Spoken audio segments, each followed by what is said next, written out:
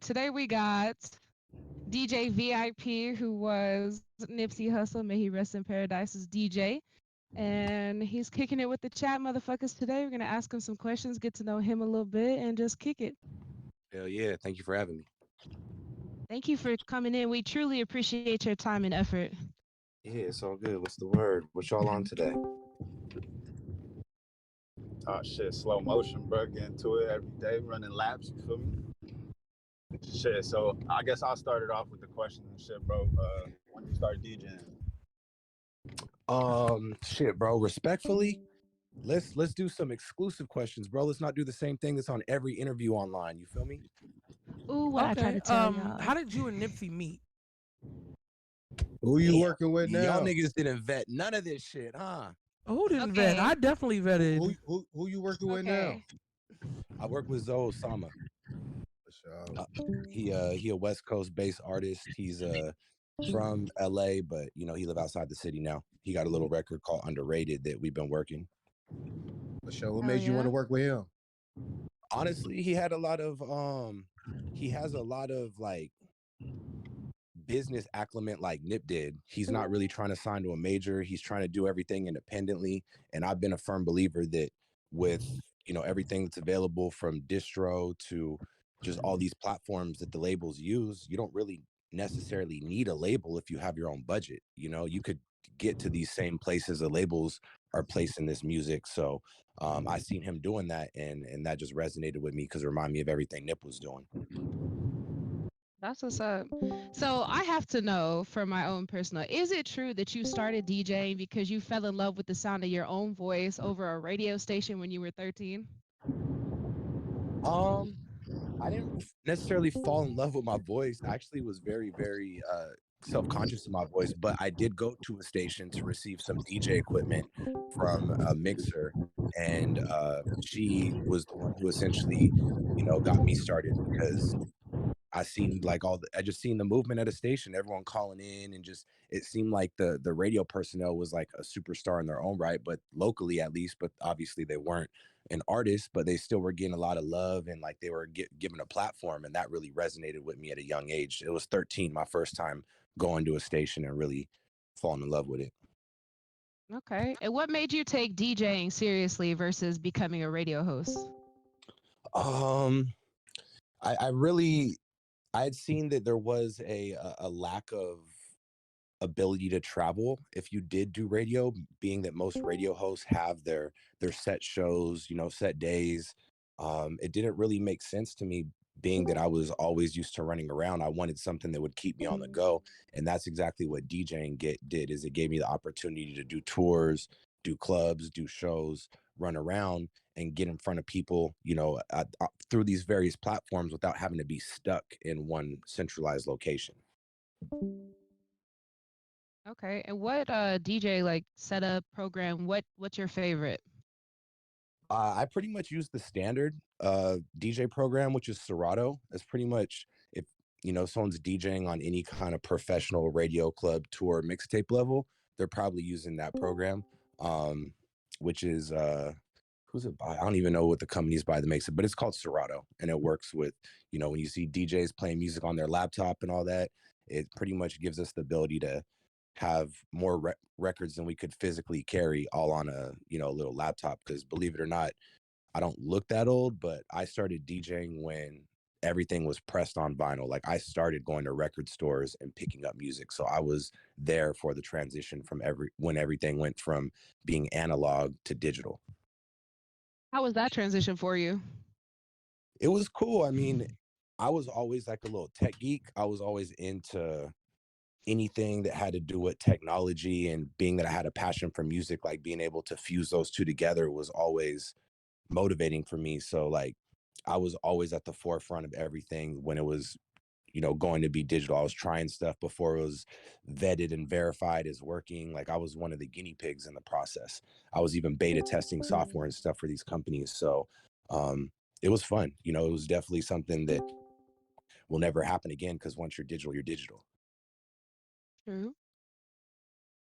got a question for you to piggyback off of what you were just speaking on.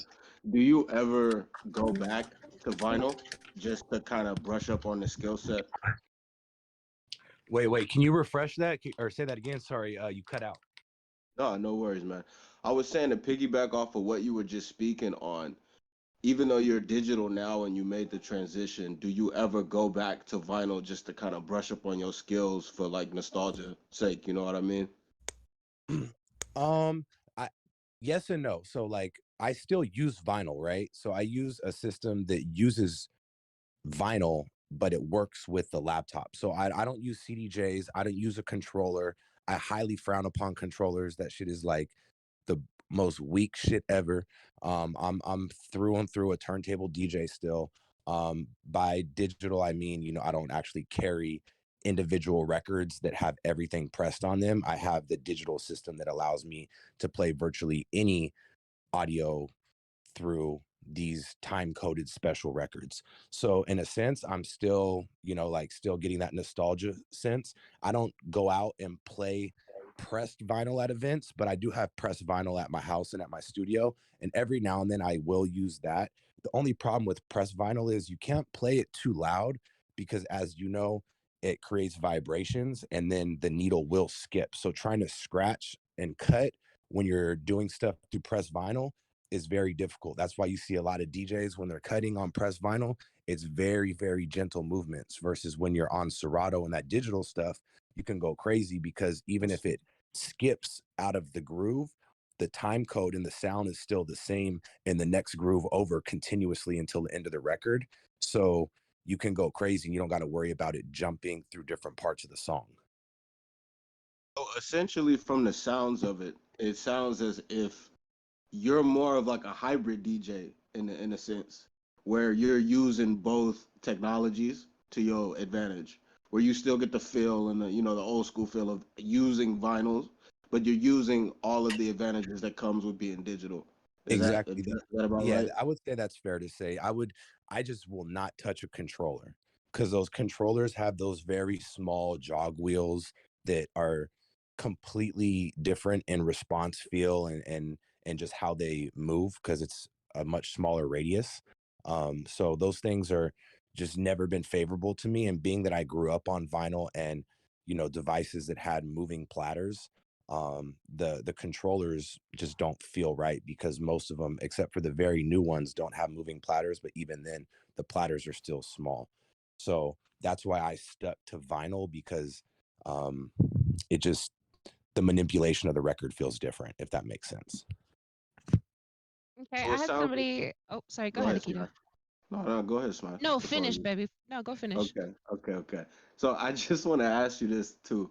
So from the sounds of it, it seems like you will not touch a controller. That's just your preference. But I have a question Yep. as just a theoretical, right?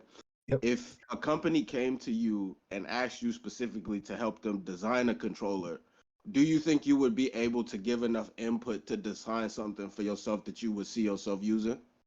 100%. I know exactly what my wants and needs are after doing this for, I'm 34 now. I'm lying. I just turned 35. Fuck.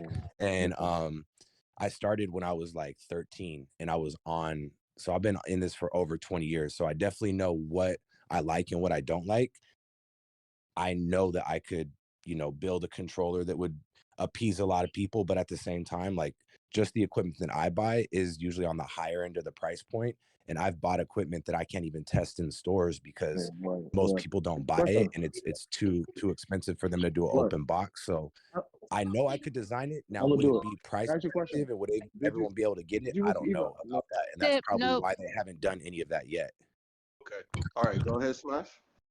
Oh, I just had someone DM me a question to ask you. Let me pull it back up.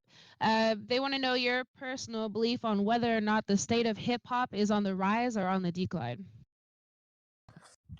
I think it's I think it has its moments. Like there's times where it's just very like the during COVID, I feel like it was on a decline like everything else, but it was more so because of the factors that were influencing it. People couldn't go out, couldn't do events, there wasn't tours going on like that. So I think, between current events and then just people kind of trying to chase whatever's going on.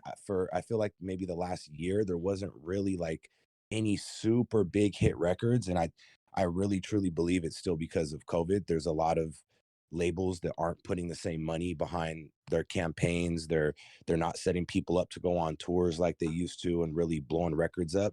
And I think at this current moment, hip hop is on a bit of a decline. And the only reason I say that is because there's just so much shit that helps the culture and really helps push hip hop forward. The BT Awards, for example, I heard MTV's canceled. I don't know if BT's officially canceled yet, but because of the writer's strike. And, you know, that's all opportunities that would put people on national stages that, yeah, they're big and stuff, but that's a national broadcast that they're going to miss. And I think all that does communally affect hip hop. And I think right now it is on a bit of a downward turn. I can respect that. And then we had someone else ask what you think about using AI for posthumous releases, especially for artists that have or may or not have incomplete songs.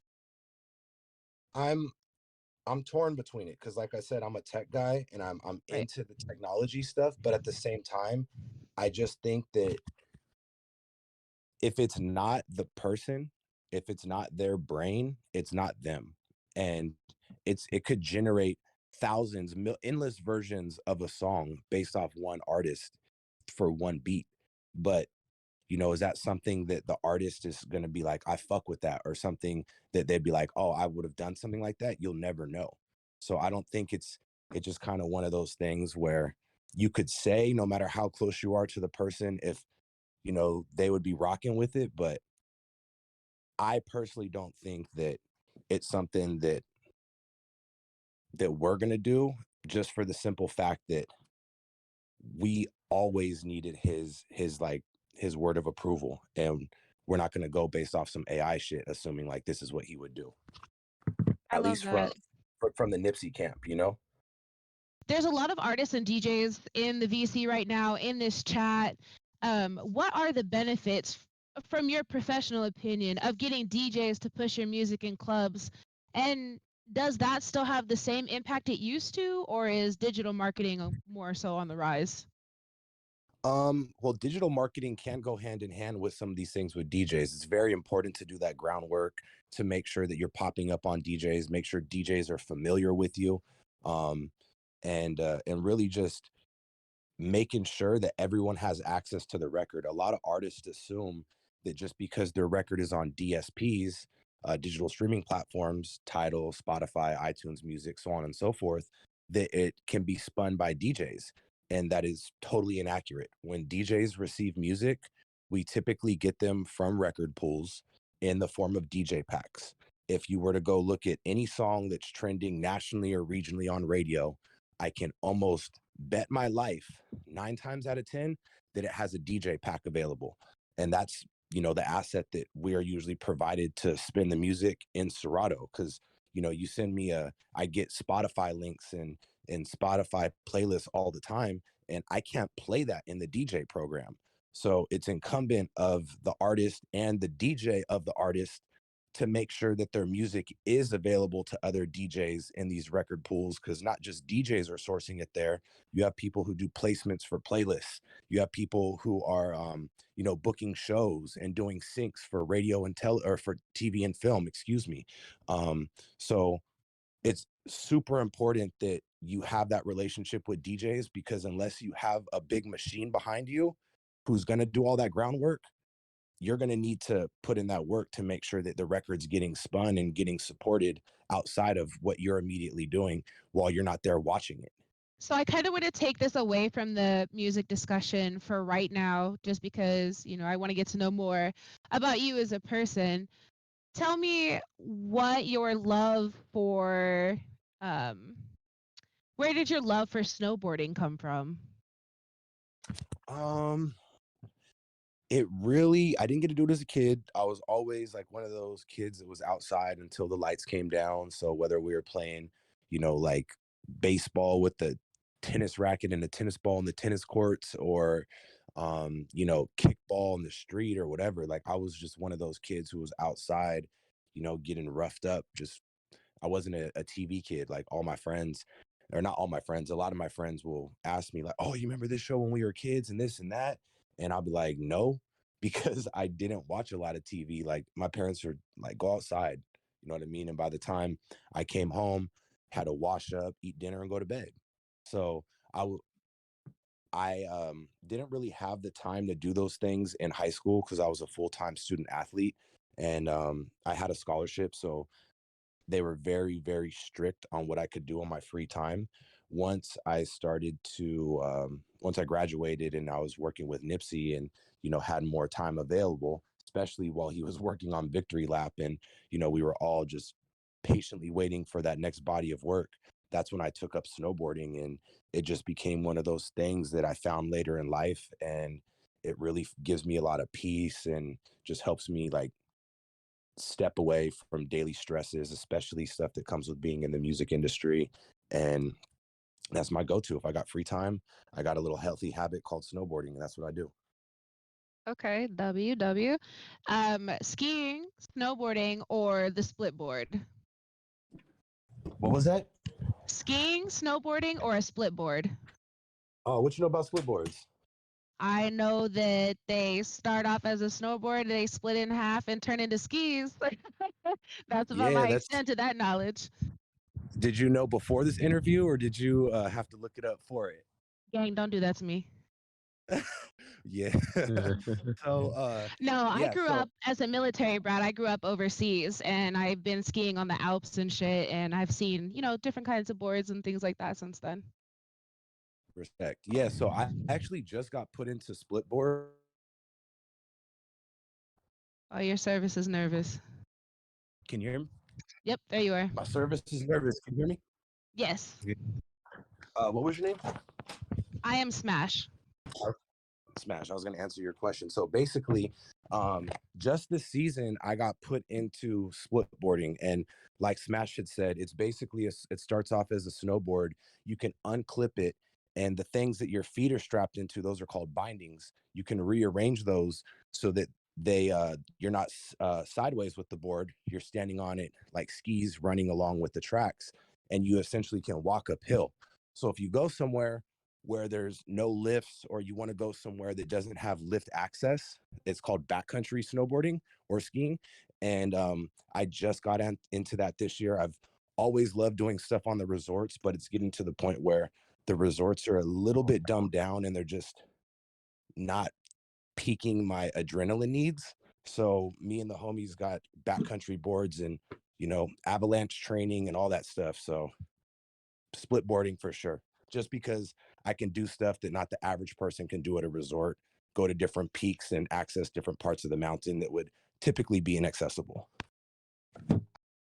Okay. So So definitely the backcountry then, that adrenaline seeking through. You want powder that nobody has touched. Yeah, exactly. Like, I mean, don't get me wrong. I'll go hit the park and shit, but I'm not getting paid to, break myself off and land on a rail or like fuck up my hands because what do you call that? Like sprain a wrist landing on my shit. Like the powder is always forgiving. And it's just a different feel when you're out there by yourself or, with a select few people and you can't see or hear anyone at all.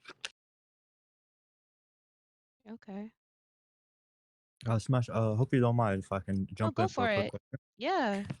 So, I heard you interned at Power 106 at some point in your career. Is that correct? Yeah. So I was an intern at Power.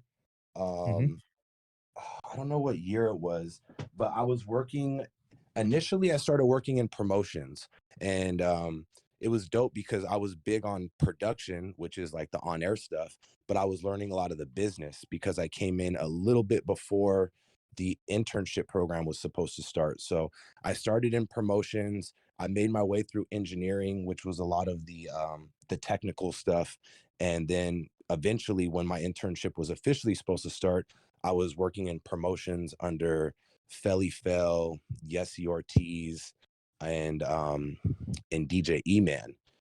And yeah, that was a special time for me because I was able to really see and get like enough of radio to where I was like, okay, this is cool, but I know that this really isn't for me.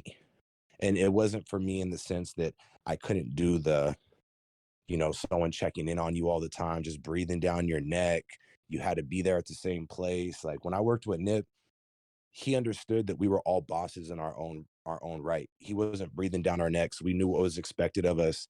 Just like at your day-to-day job, you know what's expected of you, but sometimes they just want to assert that, I'm your manager shit. And I'm not with that because like I said, I'm a boss. I'm a self-starter. I get things done on my own. And I take a lot of pride in my work. So I'm not going to be turning in no bullshit, which I think has shown throughout my course of what I do. So I seen that radio wasn't going to be for me, on, like I said, on top of the being stuck and not being able to travel and all that. I couldn't do it.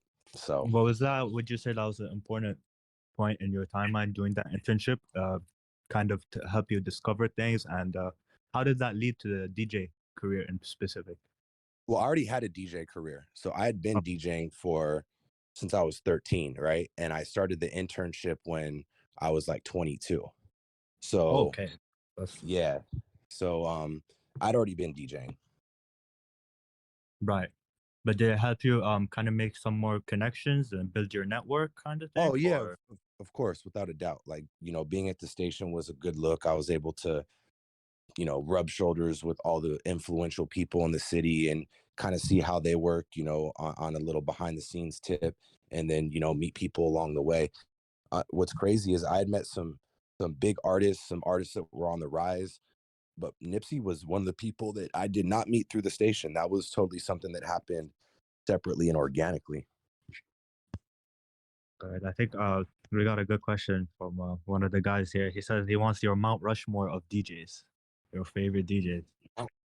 Got you. So Jazzy Jeff is at the top, not just for what he does for hip hop, but like him as an actual DJ, he's very, very talented. There's a lot of people that are known, renowned. You see them on the gram all the time. But when it comes down to it, they just don't got the sauce anymore when it comes to DJing. They might have a personality now that's bigger than their DJing, which is dope. But Jazzy Jeff has really held that down. Qbert, Jay Espinoza, he's a Bay Area bass DJ that I grew up watching, and I would be at the record store as he would be working behind the counter, just checking people out. Order. What was that? Now go ahead. I think somebody turned their mic on by accident. Oh, so yeah, I would be at the record store, and now this guy's a Red Bull 3-star world champion. Who else we got up there? Geez, DJ Craze and DJ Qbert. That would be. Was that 5? I think that was 5. That was about 5. I would say, yeah. I'm counting Yeah, correctly. that would be it. It's just I've all my DJs that are on my Mount Rushmore are a lot older than me. I feel like I'm hearing legends actually in these names. Like yeah, Jazzy Jeff. Yeah. So yeah, there aren't too many. Respectfully, there aren't too many younger DJs that I know of that I'm impressed by right now. At least in the hip hop space and the technical like battle DJing, there's a ton of them, but in the hip hop or touring space, there's not too many. So before we get too off topic, from the last question I just asked you, I wanted to piggyback off of that and ask you, since you were able to kind of list your top 5 DJs on your Mount Rushmore, I'm gonna kind of double it back specifically to Jazzy Jeff because it seems like he's your for sure number 1. Can you kind of describe what is it that it was for you when watching him perform and DJ that like inspired you? I know sometimes that might be ineffable to do, but as best as you can. What is it about watching him that really inspired you? Just his confidence of the stage, and like he just really embodied the energy that I feel like you should be trying to provide to the crowd, right? And his ability to like be fun and technical. Sometimes when you get too technical, it's not fun for everyone. Or when you get fun, you get kind of careless. And I feel like he's always had a good balance of the two of those. And then would you say that you incorporated that as well into the way that you DJ? I would assume so, right? Yeah, of course. I always try to like take tidbits, good and bad. You can't just take the good with the bad. You got to look at something and be like, damn, this shit's dope, but like, what's not dope with it? And on the Right. flip side, like when you have something that might not be your best performance or something you're not the most proud of, you can't beat yourself up over where you didn't hit the mark, because the moment is came and gone. You just got to understand, what you are impressed with and what you're proud of and what you want to make sure to change on the next one and just grow from that. I'm glad that you said that, because one of the questions that I had written for you was, out of your entire history of DJing, and this might be a hard question, where do you think it was that you played your best set of your career so far? Man, it would have to be during we were running through Atlanta and we had 2 days in the Victory Lap tour. And it was when, just everything Thug, Future, like when Atlanta was on fire, right? Okay. And I So was just really tapping. this was like 2018, I'm assuming? Exactly. Yeah, Okay. 17, 18, Okay. around all the way. And even like through, like right before he passed, because we had done a spot date over there. But I was just really tapped into like what was going on in Atlanta and what was hot in the streets, not just what was hot from Atlanta in the West Coast. And my opening set was just insane. My crowd warm up set was top tier. And I was like, damn, like I didn't even get this fucking love in LA. And it was I was like, damn, I was locked in, because I was touching everything from old classic shit all the way to whatever the newest releases, like stuff that might have came out that day or like that week that everyone was buzzing on. So Atlanta, without a doubt. I forgot the venue we were at. I know it was in Buckhead Theater in Atlanta. That's what it was. Okay. Do you have this recorded somewhere? I don't think so, honestly, at the time. And looking back, I kick myself for it, because there's always that like, I'll do this shit later. I'll do it on the next one. I'll do it on the next one. And it was something that I thought about mid-run on Victory Lap Tour. And I didn't want to put together anything that was half-assed. So I was like, all right, this is going on my to-do list. Next tour, we're capturing all the audio for all the presets, and we're doing content on everything. And, we lost bro. And it was just one of those many things where it's like, you just assume you'll always have time, and then some shit happens and that can never happen again. So yeah, I did not record it, unfortunately, but it's something that one of the many things, that I think about, that like, damn, why didn't I just do that in the moment instead of thinking I'll do it later? But I could have never foreseen that we were gonna lose bro. So Of course. Of course. And And hindsight is RIP. always 2020, you know? yeah. Looking back at just your time working with Nipsey and everything, I wanted to ask, what do you think was it about you personally, about yourself, that made him want to pick you as his personal DJ? Um, at the time I had a lot of resources available. I was writing for, you know, a bunch of blogs. I know blogs don't carry the same weight that they used to back in the day, but I was writing for, all hip hop DX, Rap Radar. So I had access to all these platforms and getting music put on there. Um, and between that and my availability, I was freshly graduated out of college. I was DJing clubs 3-4 nights a week, but I didn't have a day-to-day job as far as radio or anything else that kept me from moving around. So he kind of kept me in his back pocket until it was time to go on the road. And then he reached out and told me, like, hey bro, are you available? And he did explicitly tell me, he gave me this record that we worked right before Crenshaw dropped. It was called Don't Forget Us, with him and Dom Kennedy. And he said That's that one of my favorite Nipsey songs. I'm not gonna hold you. there you go. Every version of that record got my tag on it at the beginning. Got the DJ Crazy. VIP tag. It got the artwork. That was the first record bro ever let me leak. And that shit ran like a wildfire, because it was the first song that he released in probably a year and a half before Crenshaw came out. And once he seen what my reach was without having a radio platform, but still having like these national platforms that I was touching, I think that was and my loyalty. You know, I wasn't coming around on no goofy shit. Like I was always, to be honest, I was always intimidated by him. He had like not towards the end, but like when I first met him, he just had this very like demanding energy, and you just always wanted to be on deck because if you fucked up, Nip was gonna call you out, and that was something I always took pride in. Is bro ain't never turned up on me or had no like weird energy towards me, because when it came to me and him and what I was expected to do for him and around his situation, I was always on point. I can respect that. Fuck yeah.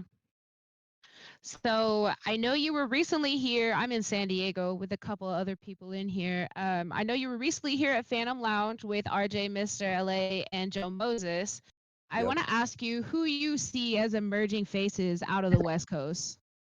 Mm, I mean, there's some people that have been on a slow burn that I think still got, some juice in the tank, like G Perico. He's not a new face, but he just had that project with Drama. He's on the road touring with him, which I think is huge. A lot of artists get stuck in a bubble that like once they go viral or they have a moment, you know, they don't really take that extra step to go hit these new markets, whether it be investing in themselves on a mixtape with a DJ that has a platform or that's getting ready to go out on a tour, or some of these artists that find themselves going viral on TikTok, and then they just start doing shows for free, popping up at high schools to build these markets and some of that stuff. Zoe is one of them without a doubt. So is Little Veda. He's been flipping a ton of like nostalgic records that we're probably all familiar with, and they've been going crazy. Um, I know there's a ton of artists around my boy Cypress that he's been working with. And he said that they should be rolling out this year. So right now I'm really just patiently waiting because I feel like everyone's getting ready to attack the summer. The weather is kind of weird out here, but it is without a doubt rolling into summertime. So I'm kind of, aside from those, I'm sitting back to see who's gonna, get their pushes going, who's gonna be on the road, because I haven't seen a lot of tours announced yet.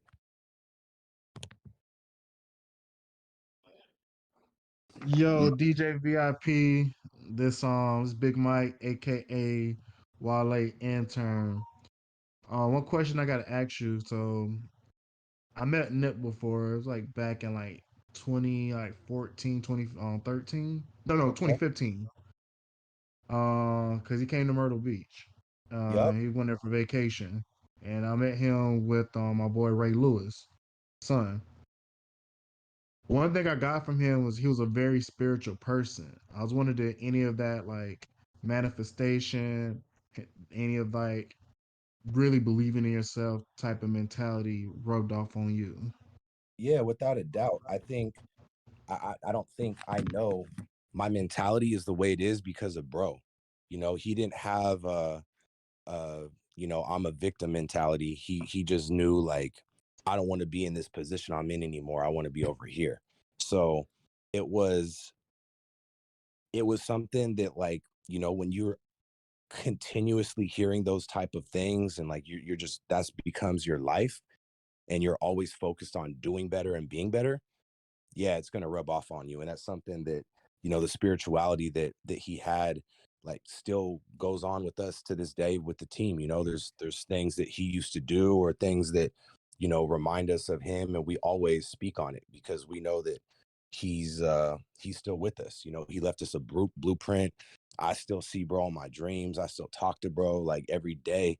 When I walk downstairs, I got my plaques all around my staircase, on the wall side. And whenever I walk down it, I tell my baby girl I just had a daughter 8 months ago, and I always tell her Uncle Nip says hi, Uncle Nip loves you. Say hi to Uncle Nip. I firmly believe that bro is watching over us, protecting us, and guiding us. Um, I can't imagine how he isn't in this crazy world that we live in, and we're still blessed considering, the tragic loss that we took that no one could have foreseen. Definitely. And another thing, piggybacking off of that, um, I know if you've been around Nip like that, I have a relationship with OPM, so I know like you probably learned a lot from Dom and even like the young people that Dom like champion. Like, what's your thoughts on like actually Dom Kennedy? Like, would you work with him now, do stuff for him, or even like the people he's championing right now, like Monroe? Yep. So, and in regards to Dom, I have a great relationship with him. The Nip passed, March 31st of 2018, and or excuse me, 2018 or 2019. I always fuck up the year, but right after bro passed, we had Dom's birthday, and I actually DJ'd for Dom, did his birthday, and I'm real cool with J305, one of his artists he's been Oh running yeah, around for a Jada while. homie, So good people. yeah, exactly. So whenever they send me music, bro, I'm always supporting it. I'm always pushing it through because, as I mentioned before, I have access to the DJ pools where DJs get music. So when artists, need help getting their records placed in there, that's something that I do because I know how important it is. I know that there are records and plaques on my wall right now that we wouldn't have, certifications for if we didn't have certain assets available after he passed. These aren't Yeah, things that were immediately booming while he was alive, but he did the due diligence to set this stuff up so that once, his time came, where people were looking at him on a national level, he could actually get the response that he deserved. And that's something that I'm very proud of, that, I did all that extra shit and took that upon myself, as a self-starter without him asking. And I know that it's gonna, benefit him and his kids for longer than I can even help them, because it's always gonna keep generating money.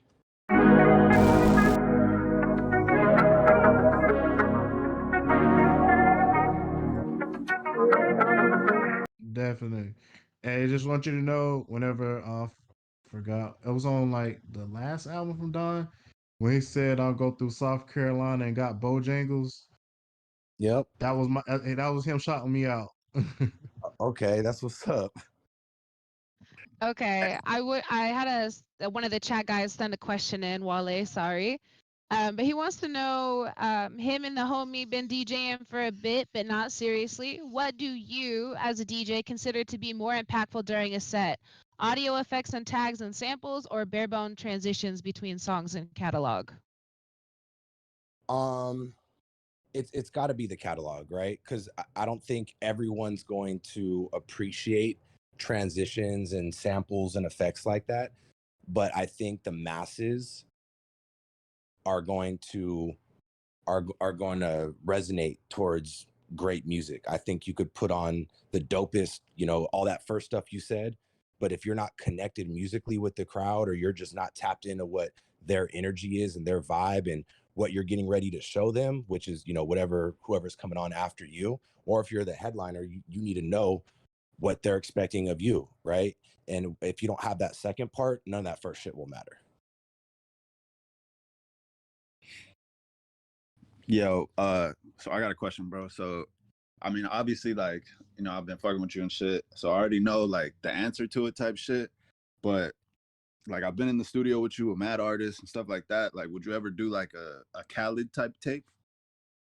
Yeah, of course. I mean, that was something that I was really, really adamant and motivated to doing on behalf of Nipsey. He was telling me that specifically, he was like, bro, you could be the next Khaled, bro. Like, what are we doing? Like, once my shit get off the ground and I start running around all, my niggas and shit get popping, like, you're right there, bro. Like, we got this shit.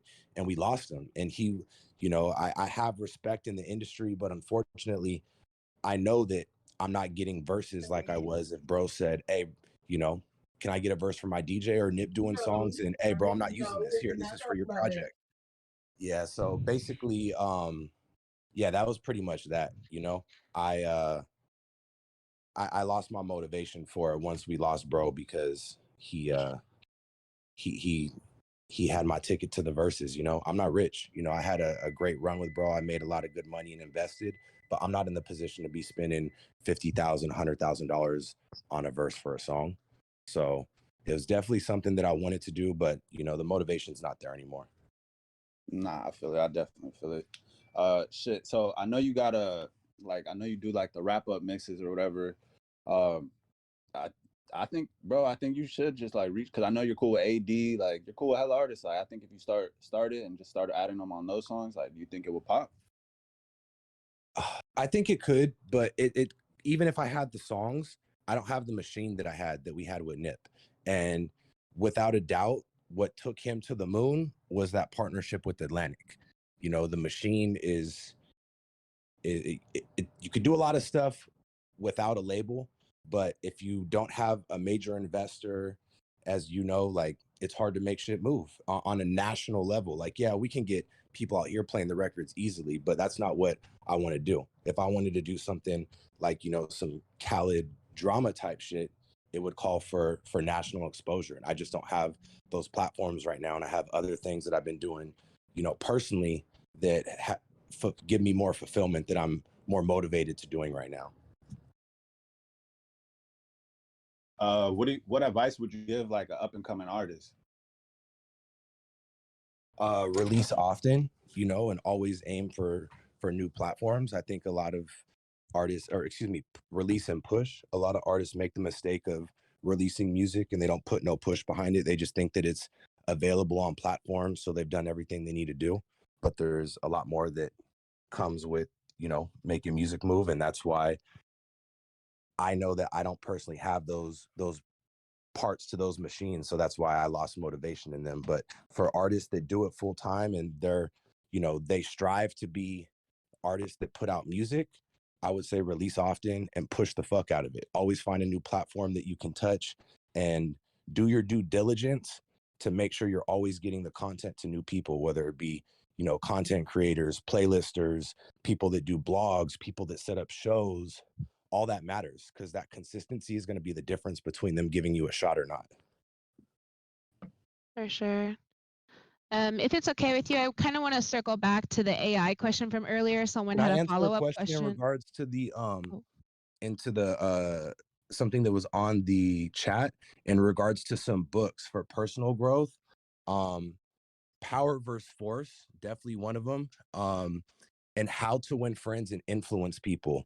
Those are two books that I'm in the middle of right now. If you look online, you can see Nipsey's, you know, his book list of everything that was in the studio and stuff that he was actively reading and getting tidbits from.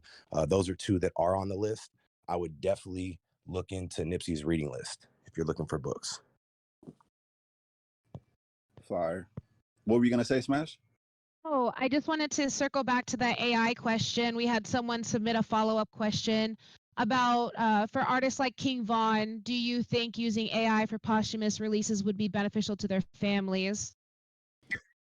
I definitely think it'll be beneficial to the families because it's going to create an opportunity for a revenue stream on a record that wasn't there before. Um, so yeah, I'll just leave it at that because I could talk forever on, you know, everything else I said before. But yeah, of Right. course, it's creating new content that, you know, at some point, all these records that they have that are recorded by them and written by them or their counter, you know, the people that they work with, these are going to run out. They're not endless amounts of records. Nipsey himself has a lot of unreleased music, but none of them are really complete records. So that's why a lot of the stuff that you've seen and heard is a verse here, a verse there, just loose verses that were able to be turned into songs. But he was a perfectionist. So if he didn't like the direction the song was going, or he didn't see himself really taking that song to that victory lap level, he wouldn't finish it. He just was like, nah, this ain't it. And that's why victory lap took so long, because he was a perfectionist and he would get almost done with what would be victory lap, and then it would get reworked, scrapped, projects would get remade, or excuse me, songs would get redone, beats would get redone. um, for example, the song Rap Niggas has about 3 different versions with different features. Most people don't know about them. Some of them live online, some of them don't. But we've made the decision that it wasn't in his plans to put other version out. So that's why, as far as DSPs go, you only see one version that lives online. Do So you think we'll before, ever see anything that was anything even close to being done that could be released that Nip was unable to release himself, or it'll just always stay in the vault because it doesn't have Nip's seal of approval? There is a project that is done and was mixed and mastered and ready to go, but a lot of the records did leak online, and it was fucked up the way it happened because the team had been sitting on this, and I mean like the core people that worked with him on a day-to-day basis. We'd been sitting with these records for quite some time. I don't know because there were features on the project, and we know that those features in their camp had the records, so we're assuming that that's how they got out. But we had a fully mixed and mastered project ready to go, and then a bunch of the records leaked, and we decided to not pull the trigger because it was the only completed project that we had his seal of approval on before he passed. Was this something that was in the vault prior to Victory Lap, or was this all like afterwards? It was all being curated during Victory Lap. Okay, As got Victory it. Lap was going through its final, production stages, and we were bringing in certain musicians and certain, Puff was coming in to do his final like executive production and put his little sauce on it and shit. It was done. It was ready to go. Now he's the one, because I think I heard Nip explain this, or it may have been someone else. Puff is the one that got you guys to get Rap Niggas to its final iteration, right? I think it was with the synths or I think, yeah, it was with the synths on it, no? Or something like No, that. that was 1500 or nothing. Really? Man, I could have sworn I heard Yeah. him on an interview. Okay.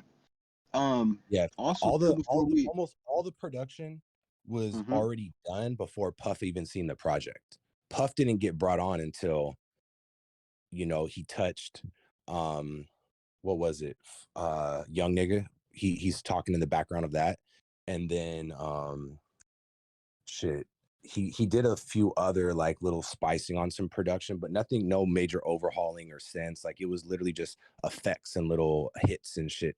Like on Rap Niggas when you hear the register ching and shit. Like little stuff like that was stuff that he touched.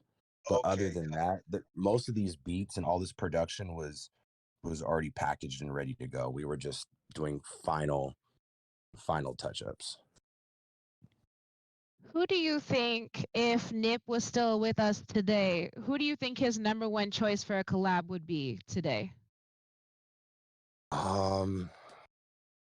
I think I think for sure he'd be working not, and this isn't an artist that's like super national or anything, but I think Blast. I think Blast musically is somebody that he would work with, sonically. I just feel like they would have meshed really well together. For those not familiar with Blast, he's got, features with Nas and Rick Ross, and Now he's we got fuck big with Blast national. in this chat. Okay, yeah, he got big national records, like big placements. So I definitely think Blast would be one of those. As far as West Coast artists, um, outside of the West, I can't really. There's a lot of collaborations that he did that I wouldn't have expected. So it's like I'm not even gonna assume that he would. I don't like speaking on things that I don't know for a fact with bro. Just like with the No, for music sure. approval stuff, I always want to make sure that like I don't want to mince my words or feel like, damn, I should have not said that because he wouldn't have said that. Definitely. I kind of want to get us away from you speculating about Nipsey because we're here to talk to you. Um, for a DJ, or a question from a DJ to a DJ, not me, but um, how long does it take you to put a set together? Or if you more so freestyle with a set catalog, do you plan most of it out by ear, or do you do most of it by ear, or do you plan your transitions? So I don't plan too many transitions, just because, transitions are usually you're not moving out of songs until you feel like, you need to grab the energy again. Like, I'm not pulling a song or getting out of a song earlier than I need to. So I would never plan a transition, but there are certain, elements to my set that might be planned. Like there might be certain parts that, certain wordplay between a couple songs, but out of an hour set that might have anywhere from 40 to 50 songs in it, because I'm only playing a song for like a minute and a half. There might only be a handful of songs that I know for a fact are my must plays, and there might only be a song or two that is like, okay, I know I'm gonna play this song and this song after it. But for the most part, it's a freestyle based off energy and just seeing what the crowd is doing. Because every venue or event, I do have some type of inkling on, what songs they do want to hear based on the crowd, the demographic, things of that nature, the type of event. But it's always going to come down to what's working in the moment. Okay, how extensive would you say your musical knowledge is? I mean, honestly, I don't think it's super extensive. Like, I grew up in a West Coast bubble. I never listened to any Jay-Z or Nas growing up. I didn't listen to music in the South. So I'm always trying to listen to new music, watch interviews, and just soak up game, because I know that, next to some of these real music connoisseurs and people that are just live content and information, I don't know shit. So I'm a sponge, always trying to take in more information, because I know that when it comes down to it, my knowledge of this shit is limited.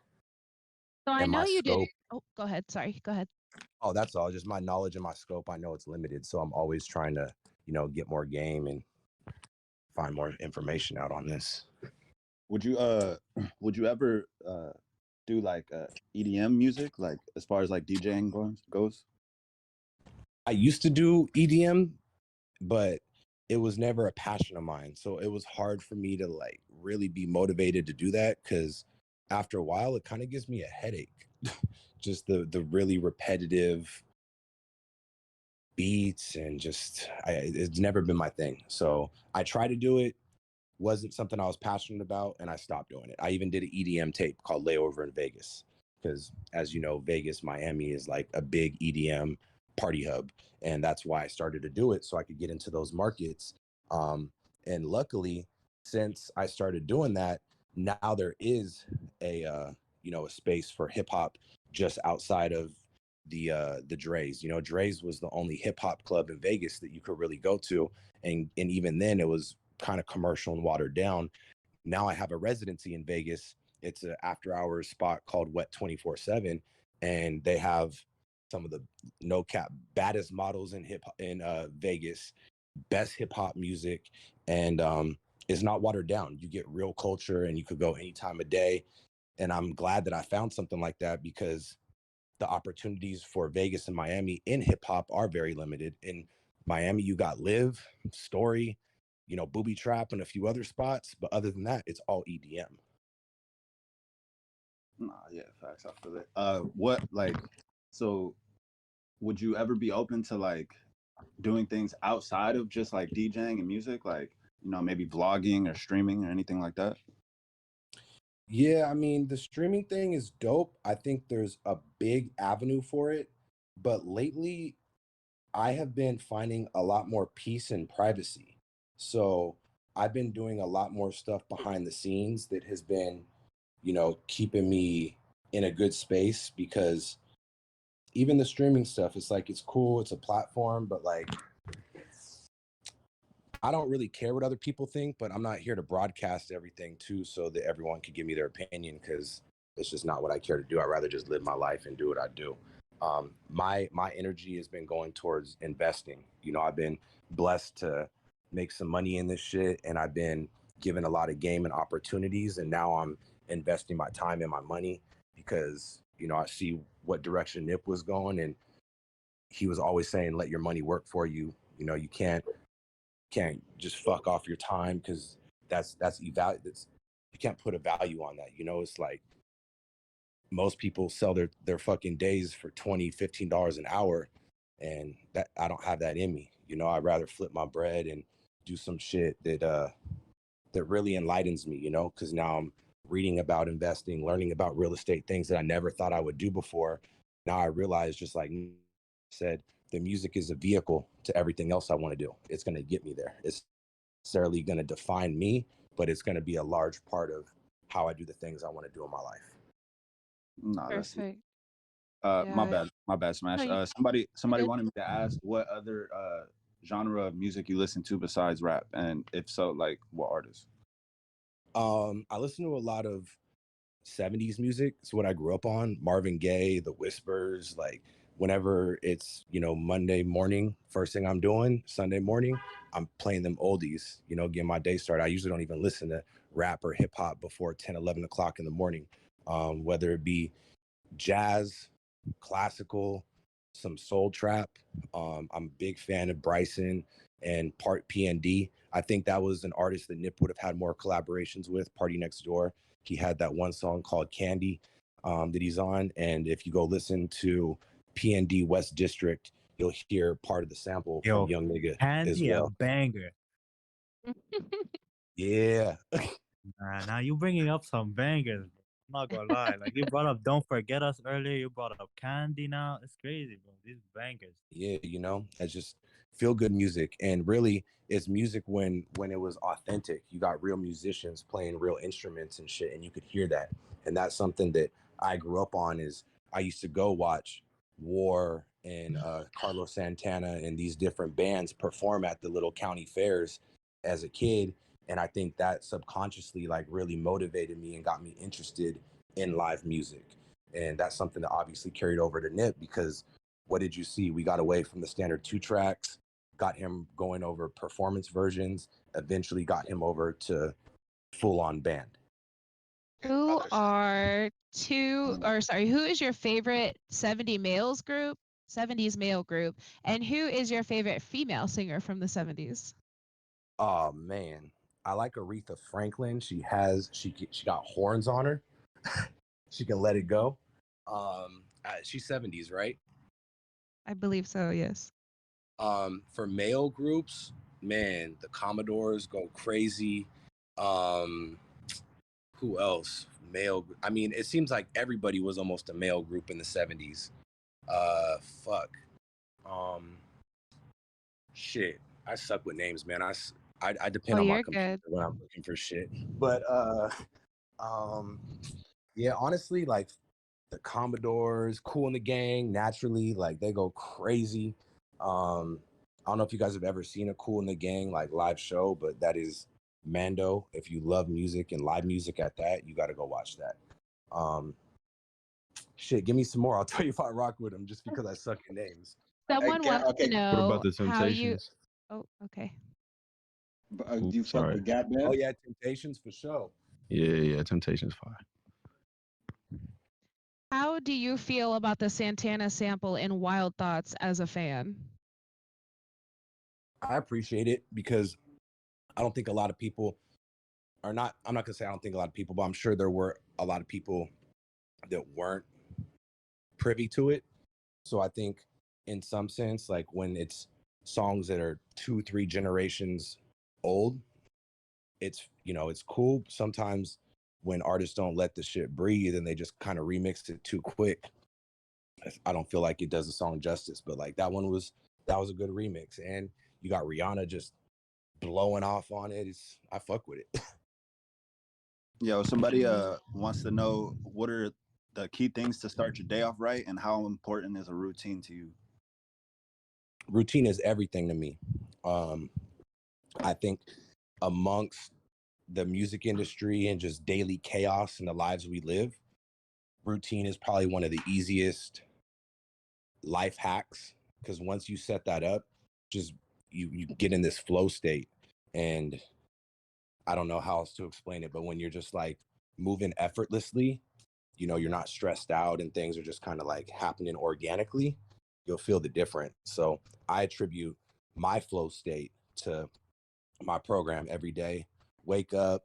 I try not to look at my phone right off the bat, especially now that I have my daughter. Always trying to just wash up and make sure that as soon as I get started, I feel good. I'm clean. Like I'm not checking emails for an hour. I'm playing music. I'm feeding myself. I'm setting myself up for the day so that when I do encounter these stresses or these hurdles that I'm going to deal with, I'm in the right mental space. My house is clean before I leave, just taking care of stuff so that I don't have burdens on my shoulder throughout the day or like things that I need to worry about. I just want to be able to float throughout the day, feel like I'm walking on water. And the routine is it. Nah, I live that. What is your favorite Aretha song, and how did it affect you, like when she passed away? I don't my Oh, music. you cut out. I wasn't able to hear what you said. I said I don't got a favorite song by her. I just like listening to her music, but respect obviously. Like I think more people need to listen to that shit, and say a little prayer, something that my grandma used to listen to all the time. So between those records, I guess they resonate, but I don't personally have a favorite Aretha song. I just love her voice. Respectable.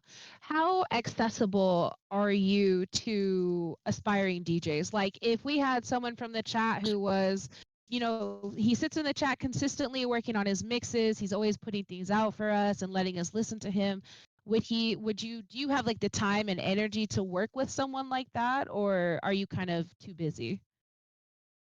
Um I do have time, it just depends what kind of work they're talking about, like, you know, what they want to do, are they local? It helps a lot if somebody can pull up and can mesh with my schedule. It's tough to really put in work, especially DJ work with somebody when we can't be in front of each other on the turntables and, really going through the motions of like touching the records and doing stuff in front of each other. We could fly stuff back and forth to each other, but nothing's like that chemistry when you're really building with somebody, as with artists when they're in the studio. Same thing. Definitely. So I genuinely appreciate the fact that you would make time for someone who is, aspiring to get to the level that you have achieved. I definitely respect the fuck out of that. But someone wants to know your take on the switch from live instrumentation to digital production. Since you're a big fan on 70s music, how do you feel about that? Can you repeat the question? All I heard was live instrumentation to digital production. Smash, you In want me to term, just ask him? yeah, go for it. Okay.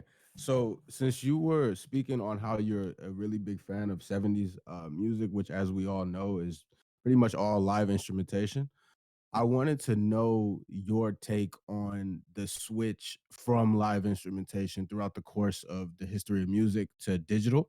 Like, do you feel if what was lost in your opinion, or is there more positives than negatives? Like, what is your take on that, the transition to digital?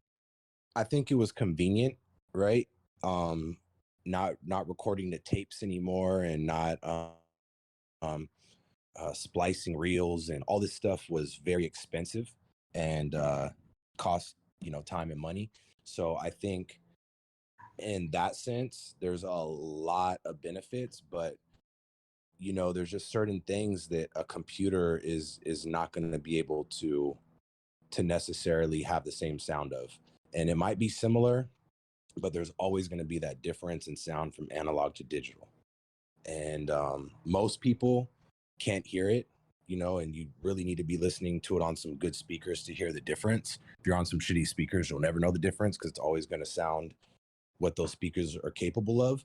But I think that we did lose a lot of creativity because there are limitations once you go full digital. If you don't have somebody right there actually going through and doing stuff, because you can have AI build you songs now. And I'm not talking about verses, I'm talking about production and all that. Nah, Yeah, I facts. I 100% agree with you, man. I think there's a lot of music is such a human, it has such a It's human a human feel to it. experience, and it's Exactly. feelings and emotions, and they haven't figured that shit out yet. And I don't know if they ever will, because it doesn't have a brain, it doesn't have a heart, it doesn't have a soul. Right. It goes back to what you were speaking on earlier with DJ Jazzy Jeff, where he had a good balance between fun and technical. AI has the ability to learn the technical side of it, but it doesn't have the emotive side of it that comes with the human experience. You know? Yeah. Mhm. Do you prefer working on your own, or are you more of like you prefer to work with an artist or with a team? I prefer to work with an artist if they don't have an ego, right? If they aren't going to be having that like I'm an artist, you work for me mentality. If we're working as a team collectively and everyone has set tasks and everyone respects everyone's position on the team, like, you know, an ideal team situation, I would love that. But in most cases, I find that it isn't ideal. So I do tend to work introvertly a lot on my own time because that's when I find myself to be the most efficient. But you know, it's just I can't choose one or the other. I know I give a lot of like this and that answers, but that's because in every situation I try to take the good with the bad. So I don't like just focusing on one thing because it's like you can't have the good without the bad, you know? So there's positives to both, you know, and negatives to both. And it just depends on that particular situation. What was your worst experience with an artist? You don't have to name them if you don't want to, but what was your worst experience? Geez,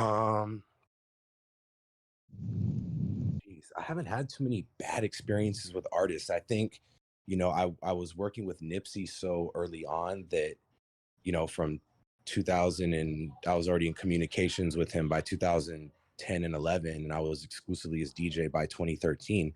So I think really early on, I kind of got a little bit more respect than I would have got otherwise. And I think that filtered a lot of bullshit away from me. And during, you know, those times until he passed, I was exclusively with Nip. So I wasn't around too many other artists like that. And even after he passed, I've always been very selective with who I fuck with just because, you know, I always have the thought that someone just trying to like kind of piggyback off of bro.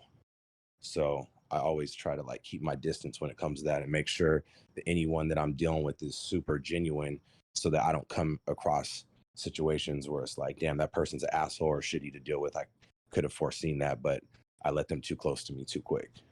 Respectable. If you weren't a DJ, what do you think you would have became in life? Yeah, like Clockout said, man, for sure, Daredevil. Oh God, I know this nigga, bro. I'm telling you, this nigga will be jumping off of shit, bro. I promise you.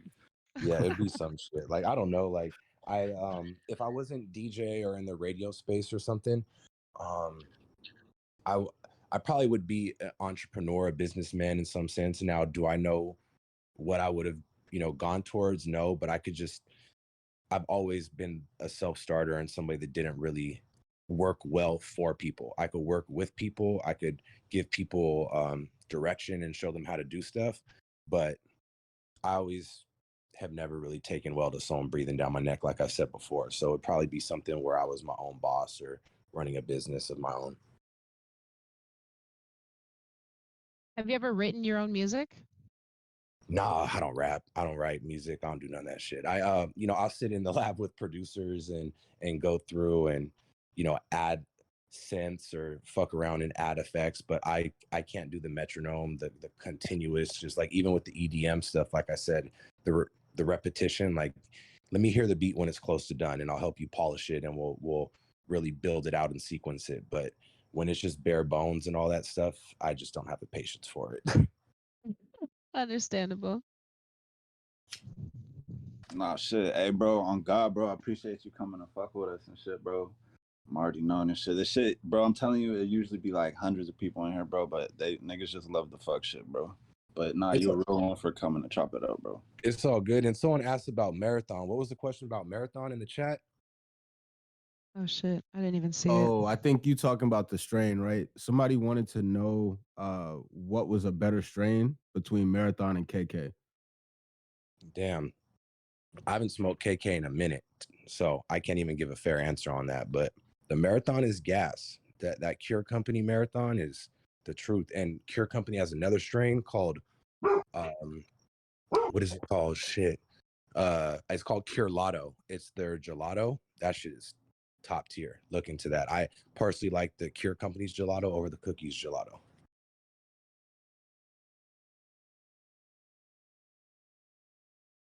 Where did you meet your wife? Instagram. That's For real? That's Wild, crazy. wild, wild, Fair. wild, New wild, wild. times, man. New times. Not, Okay, not, what not ring did you Tinder. use to score that woman? Let me hear it. I literally told her because she was like on some training shit and she was just in her athletic bag. And I told her, I was like, hey, I want to get up with you one time. I like your bounce. And she always tells me that. She always tells me, she's like, you like my bounce, huh? And she always Hey, like Ah, jokes around and yo. says that shit to me. I love that. And I just meant like how she move around, like, the bounce has a rhythm to her. And I just felt like she had a good rhythm to what she was doing. And she had purpose, like I was a D1 college athlete. So I was once very, very serious about, my fitness and things of that nature. But ever since I started running around, it didn't become as highly prioritized. Now it's What something, with the what sport would you snowboarding play? and hiking and all that stuff that I'm doing that shit again. But yeah, I met my wife through the gram, and we've been rocking for 5 years. We just got married last May, so we're like a year in. Our baby just turned 8 months yesterday, so super blessed, man. Congratulations, Congratulations for man. sure. Congratulations. Thank you. What What sport sport were you did you playing do? in college? Yeah. Yeah, in college. So when I ran track, when I went to college, I ran track. Up until I played a lot of sports as a kid, up until the age of 12. Before I went to high school, I was actively playing baseball, soccer, and I was doing track during the summer to train for baseball, which was kind of the same season. But it wasn't until I got into high school where my coach told me, he's like, hey, if you give me a hard 4 years, I can almost guarantee you I'll get you a D1 scholarship. The baseball team only pulls about 15 to 20 um, per JV and the varsity team or whatever, and a very small handful of those actually get scholarships. So when he ran those numbers over by me, I was already actively training for baseball with him while I was going to high school, and he had me doing pole vaulting because it was upper body strengthening, and there was a movement similar to throwing a ball with the way you kind of roll the pole over to move forward. So he's like, try this. And I think he knew the whole time he was making it seem like he wanted me to get better for baseball. But within my first year, I ended up lettering and I was competing in varsity. And by then, I pretty much knew like this is where I need to stick. So I ended up pole vaulting for 4 years, dropped 8 years of baseball cold turkey, and ended up getting a scholarship to Cal State Northridge for pole vaulting, and was able to say I was a D1 scholarship athlete because of that.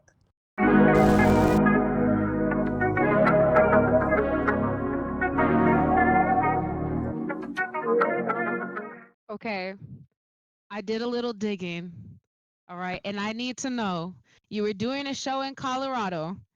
What Yep. kind of candy was it that you threw and hit clock out in his face? Oh fuck.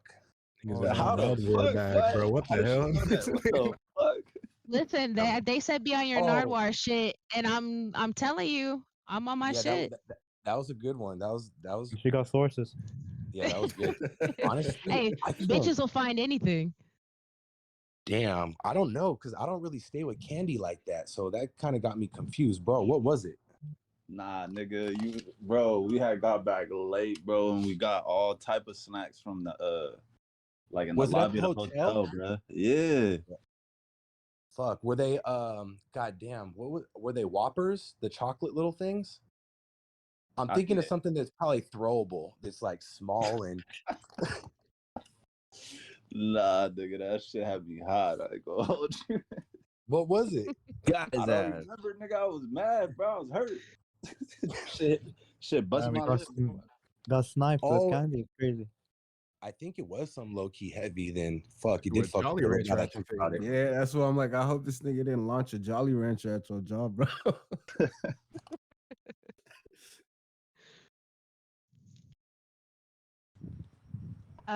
FT Cone wants to know, what are 3 things you would like your child to live by, or 3 things you would instill in them as a parent? Be kind, uh, be thoughtful, and Fuck be that shit. thankful. W. What does, hold on, let me find this question.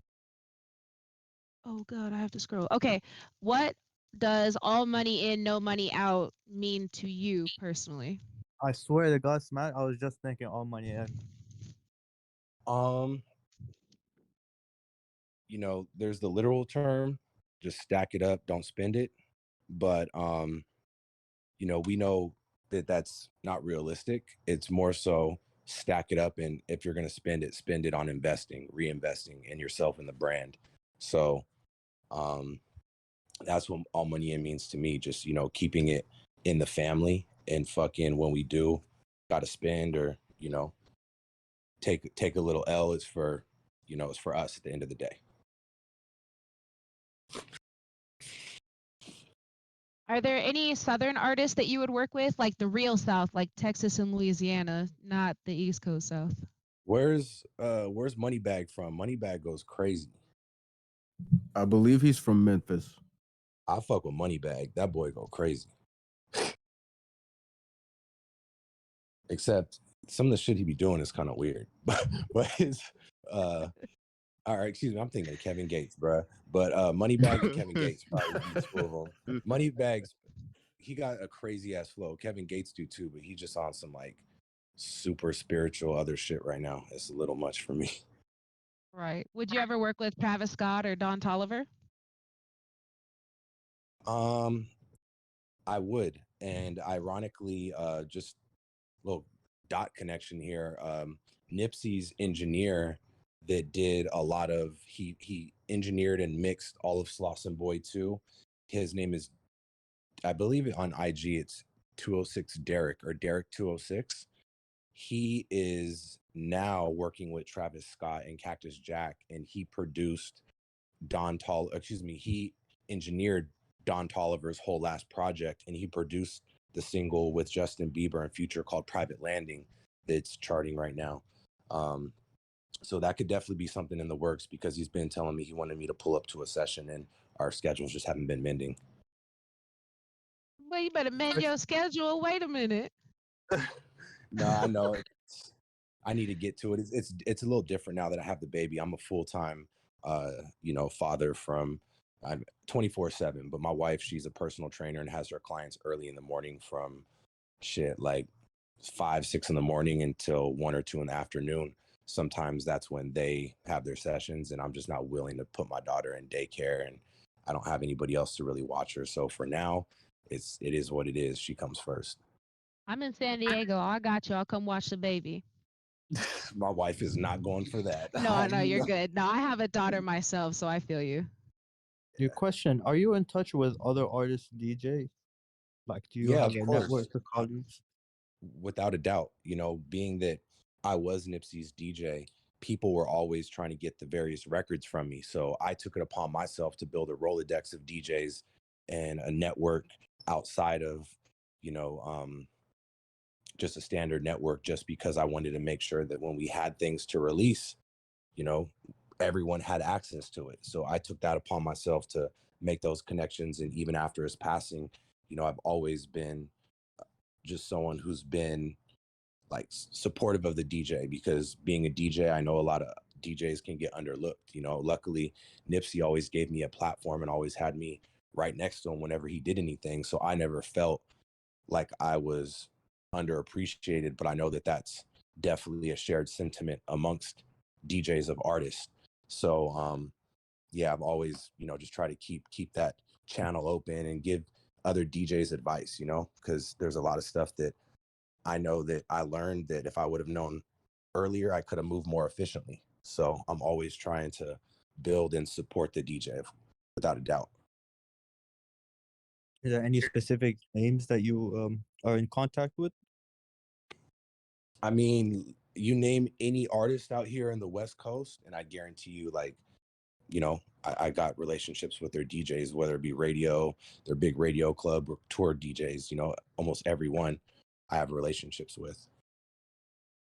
All right, cool. So you're locked in the West Coast, basically. Yeah, for sure. I wish I would have been able to tap in more in the East, but we barely got to the point where we were going out there on a regular basis. So we didn't really be able to do that. You know, I got my contacts at Hot 97 and at the Beat in Miami and stuff like that. But there's definitely more to be had. But until I can actually go there and shake hands and really put a face to face, I don't really see the point of just doing the little fake online connection until I could really, you know, have a meeting with somebody over there. But All my connections, my strongest connections are West Coast based.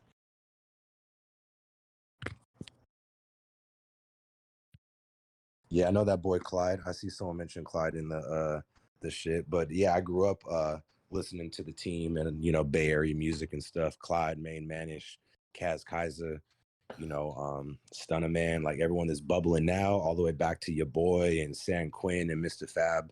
I got my relationships there as well. So I always made sure that even while I was working with Nipsey, that I maintained connections with other artists so that when we went to these various cities, I could go ahead and introduce them. And when we went to the Bay, I brought Fab over to one of our pop-up shops so that he could talk to Nip.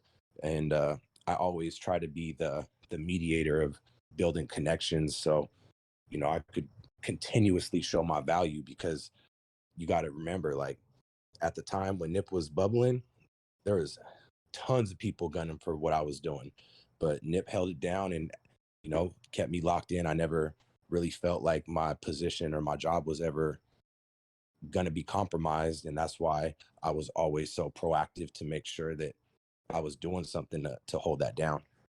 It seemed to me that you understand the value of being someone who's a pleasure to work with, if you want to put it like that. I would like to think so, bro. I definitely want to leave every situation, with a good energy. There's a lot of people in our world that are just too okay with doing bad business or doing something, inadvertently and inherently wrong, but they're just looking for the quick come up. But I have a firm believing that there's a lot more value in having repeat business, having good relationships. So that's something that I hold, is longevity in relationships, not just, a new person filling in all the time, revolving door type shit.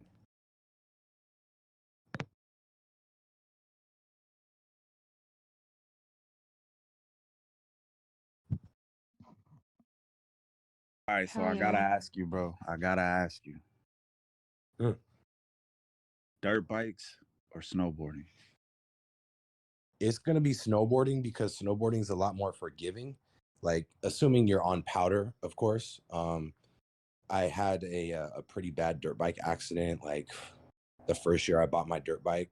And I used to ride street bikes, as you know. I had a R1, which is, 1,000cc, big, hefty bike. I'm not like a heavy dude. I'm got some height to me, so I was able to control it. But I went down on the dirt bike pretty bad, and I may have tore a ligament. I just fucking was doing fucking hip hop therapy.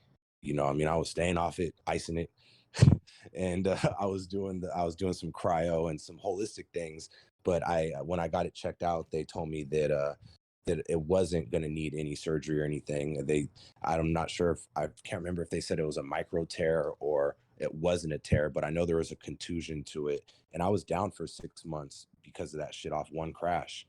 And that shit was not fun. So the snowboards for sure, because it's way more forgiving when you get fucked up than a dirt bike. No, I feel that. All right, somebody wanted me to ask this nigga. He was trolling a little bit earlier, but I mean, so now we got like the official shit out the way. So he wants to know what type of guns you're into. For sure. I have a lot of guns, as you know. My FN 509 tactical is pretty fire. A lot of my guns, I've personally built them. So I have, they're all nostalgic in their own ways, but I have a SIG that is completely stock, but it's a 40 cal SIG SP 2025, and it's reliable as all shit.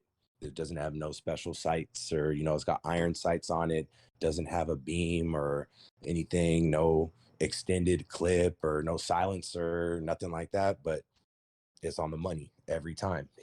So it just depends on the situation. I have this DP12 that's a dual action 12 gauge shotty. That thing is crazy for when you're in the desert. You just want to blow up propane tanks and rusted cars and stuff like that. I got a cool little 22 long rifle. I call it my little bad boys for life, because it's a little chrome and silver joint. And even it's a super, it's a long rifle, but it reminds me color scheme wise of Bad Boys. So that's my little Bad Boys rifle. I go pick off squirrels and like, little lizards and shit in the desert with. So depends on the application, man. I like all kind of shit. Nah, what about the foldable Glocky you got, cuz? Oh yeah, what did Drake say? He said something about whatever line he talking about. He got the folding Glock in his back pocket. We got that shit, and we got the body that go with it. So it's like it folds, but if you put it in this body, it basically makes it look like it's a little AR, like a little mini sub AR, and then it got the little 30 clip on the bottom. Plus, it's got an extra 30 clip on the 33 actually. So you got 66 with it, and it's a Glock 19 that's been modified so it like folds and breaks down real quick, and it's literally the size of like an Android as far as the rectangle size, and then obviously it's like maybe 2 or 3 Androids in thickness, but you could fit that shit in your back pocket, folded up, no one would know. You could fit the whole 66 with the body in a small backpack.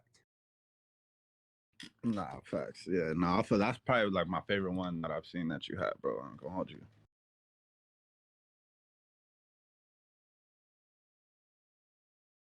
Yeah, Shit. man, we love burners, man. We got to keep them. You never know, man. People weird now, especially, I got the daughter now, so it's like I always got my shit with me now more than ever, because I don't ever want to be in a situation where it's like, damn, I should have had my gun with me. I don't have no ill will towards nobody. I'm not out here being reckless. I just want to protect myself and my family. No, what would you say is like the craziest situation like you found yourself in, like at a show or just even out? One time we were at a show in Seattle with YG, and I guess it was like a venue that was typically a club, but they made it like a performance venue, and they had bottle service, and someone dropped a bottle. They thought it was gunshots. Like the club just turned into like this crazy where everybody was running in different ways, fights breaking out. We made our way back to the green room, and we're just all in there sardined up because there's damn near a melee going on in the main part of the club. And before we know it, some shots go off. So we were just in there like sitting ducks, because when we got in there, this is before Nip had any kind of clout to where we could go into venues with protection. So, we were there with nothing. There was that time, and then there was the one time in Seattle Chicago, during that same tour, that we were outside of the venue. Little Mouse had pulled up because that's when he had his little run going crazy, and we were in his city. So he pulled up and linked up with Nip. After the show, we were in the bus. The bus driver was sleeping, getting his 10, 12 hours, whatever he's required to get. And we were just behind the venue posted. Next thing we know, the security guards outside fighting 2 dudes, and they were fans. They were like, at one point they were trying to, get in the bus or at least meet Nip. And that's when the security guard had to step outside and let them know, like, no, we're not doing that. Like, we're getting ready to get out of here. You guys got to go home. And they were just super drunk.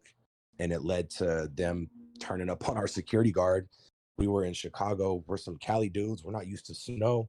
Bro slips, drops the burner. Clip comes out. Like, by that time, we all make our way outside the bus. And Rimpaw had got stabbed. And then fucking we end up going, getting the clip and the burner, and bro aired it out and got them out of there.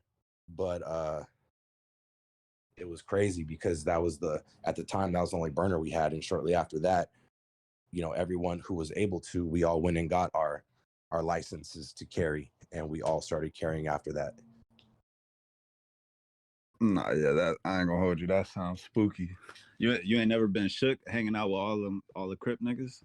Of course. What? So the first time I had linked up with him to do a show was at the House of Blues on Sunset. So that was legendary in its own right, just because Tupac performed at this. You go look at YouTube, Tupac Sunset House of Blues. Like, that was the same stage Pac was on. I performed with bro there. That was my first time ever DJing for Nip. as his exclusive DJ, right? I DJ'd one time before, but I was the house DJ and he was just the headliner. So at this event, I show up and, I was going to Northridge. Our school colors were red and black. Like I always grew up around Norteños, being from Northern California. Like they all wore, red. That was their color. I wasn't no gangbanger, but like I knew what was best for me for what area I was in. So I wasn't gonna be wearing no blue shit. And then once I moved down and I was around Nip, I fucking showed up wearing my Crenshaw shit. And this is kind of before like he really blended the blood and Crip shit and like made it to where it was regular, for a Crip to be wearing red or a blood to be wearing blue, or for them to be fucking with each other, right? And I was at this venue, pulled up in a Crenshaw script t-shirt with white text, but it was a red fucking shirt. And I'm in a room, a sea of Crips. It must have been 60 Crips in the fucking green room. And I was literally sitting in the middle of the room with my laptop talking to Nip. And that was probably the only reason nobody said nothing crazy to me, was because I was one of the few people that Nipsey was actually regularly engaging with at the time. Nah, you hell know, yeah. House of Blues, that's a legendary venue, and that's your first show, like working with Nip. How'd you feel like walking up on that stage? Was you nervous? Were you cool? How was that? Yeah, so it was surreal. The way it happened was I ended up getting the call shortly after we rolled out that Don't Forget Us record, and he was just saying how well it did. And then he asked me, he's like, what are you doing on, October 9th or whatever? Are you free? And I'm like thinking like, I'm going to your show, because I already had tickets. Like, you got to remember, I was a fan first. So I was already like just supporting, pulling up to shows, things of that nature. The previous show that I went to was the TMC show, and I was front stage with my ex. And this is crazy because he pulled her on stage. He was like giving out shoes and money, throwing out shit. He was turned up for his fans. And he had gave her a pair of red bottoms, and I told her like, yo, I'm a DJ for him one day. And she was like, you're crazy. He has DJ Ski up there. Like, he's locked in. And I'm like, she kind of right, but like, fuck that. And then, the next show that comes around almost 2 years later is Crenshaw. A year and a half later is Crenshaw. And lo and behold, I was DJing it. And yeah, that was surreal, because he hit me up telling me how well the Don't Forget Us record moved, asking me if I was available. And I'm like, yeah, what's up? And he's like, can you DJ? And I'm just thinking, like, I asked a dumb question being nervous. I'm like, do you need me to DJ the pre-show or the show? Because naturally I want to DJ the show, but like if you That wanted me to do work. the pre-show, I'll do it You either just way. wanted to get it cleared type shit. Yeah, Yeah, I but I feel was you. still kind of nervous. So he was like, no, bro, I want you to do the whole shit. And I'm like, yeah, for sure. He's like, how much do you want? And now I'm like thinking like, damn, now this nigga's putting me on the spot. He want to know how much money I'm trying to make. Like, fuck, like, I don't know. I was like, I need 1,000. And I knew I was only making like 300 at the time, but I'm like thinking he's a rapper. He's coming up. Like, I don't want to lowball myself. And he's like, look, bro, I can't do 1,000, but I could do 500 a show. And then we could, work it out for the tour and, figure out something as my rate goes up, you'll be getting paid more as well. So I'm And like, all looking right, back, bet. is that a reasonable price? Oh, for sure. To be going out, like most DJs aren't making 500 a set right now. Most obviously, if you're a A-list DJ, you're making 1,000 to 2,500 for a simple set. If you're doing something on a Khaled drama cascade, that could be $10,000-$20,000 a set. There's a big sliding scale, and it really depends on what type of events you're doing. But for an indie artist, most indie artists don't even have a budget for their DJ. They're just hoping the DJ is going to come out and build with them.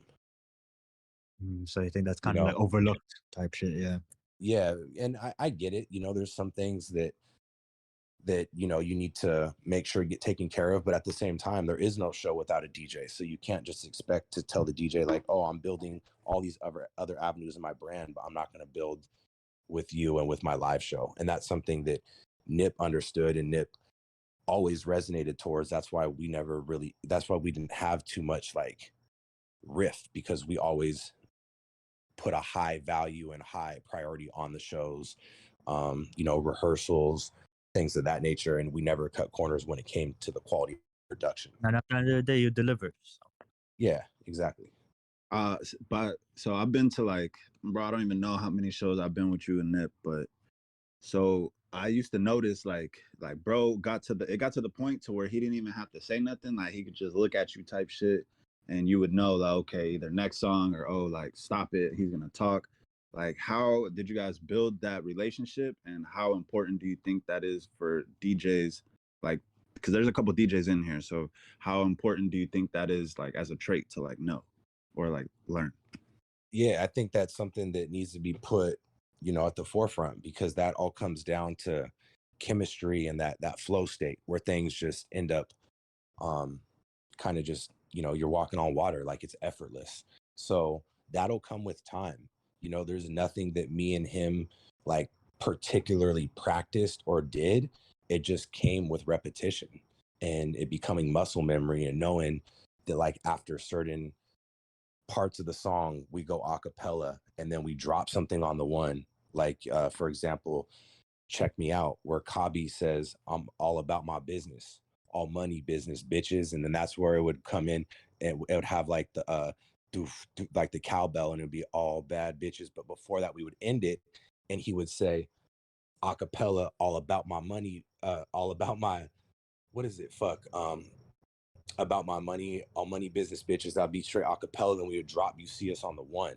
And that was like a transition that we always had that was, it happened organically one time. And then we were like, this sticks. Like we're keeping this as part You of put it in the like the the show. toolkit type shit.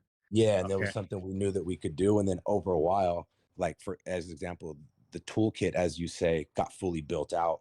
And then it was just kind of like, now we're just using our different tools. Word. And what's the process of like your setting up, your sound checks, stuff like that? Just a little bit of technical stuff, the DJs out here. Yeah. When I You would want to get go there, through I would that? make the sound check as effortless as I could for bro. I wouldn't even let him, come to stage or out of the green room and not let him like I controlled him, but I wouldn't call him before he was needed, right?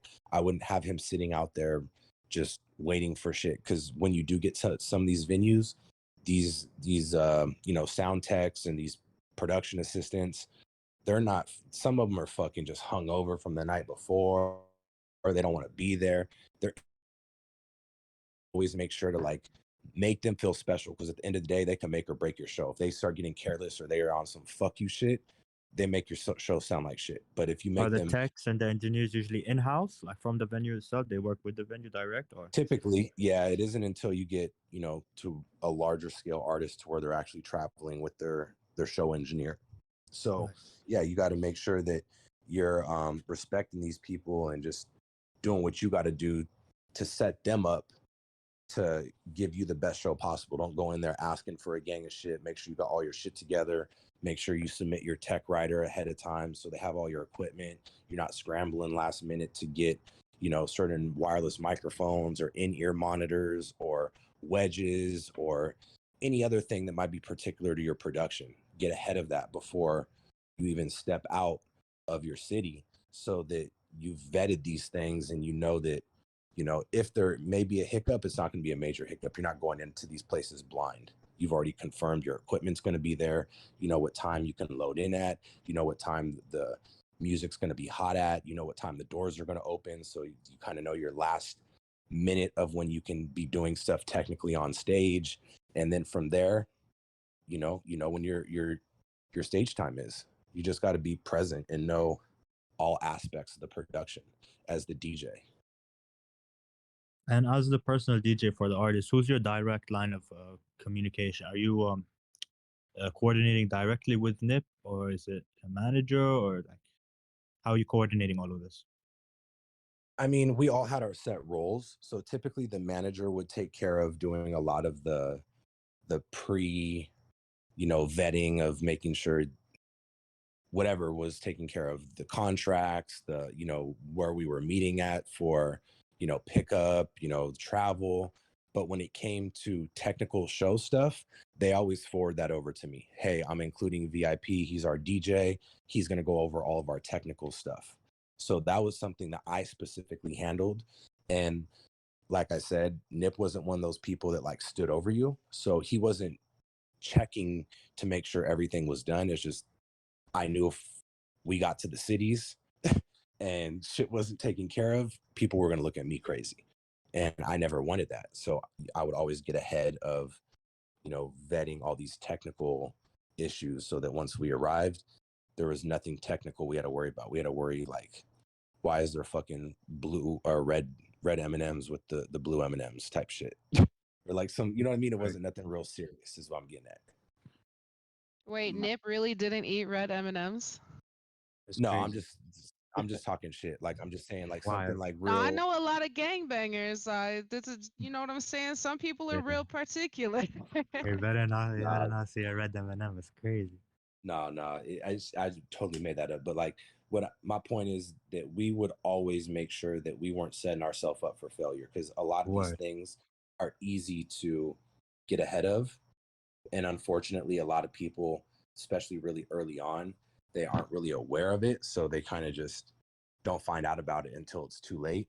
But It's I a would rookie say make mistake, essentially. yeah, definitely. But over time, just like everything else, like you're gonna learn, and it's gonna be easier to address it ahead of time than to deal with the bullshit. So you're gonna start getting ahead of it.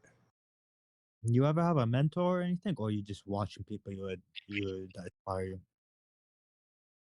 I had people that I would tap in with as far as DJing stuff, but as far as the music A&Ring side of the DJing and like learning the touring and stuff like that, not really. A lot of it came from being self-taught, watching other people's live shows. I remember one time we were in like Ohio, nothing to do, like at 10:30, 11 o'clock at night.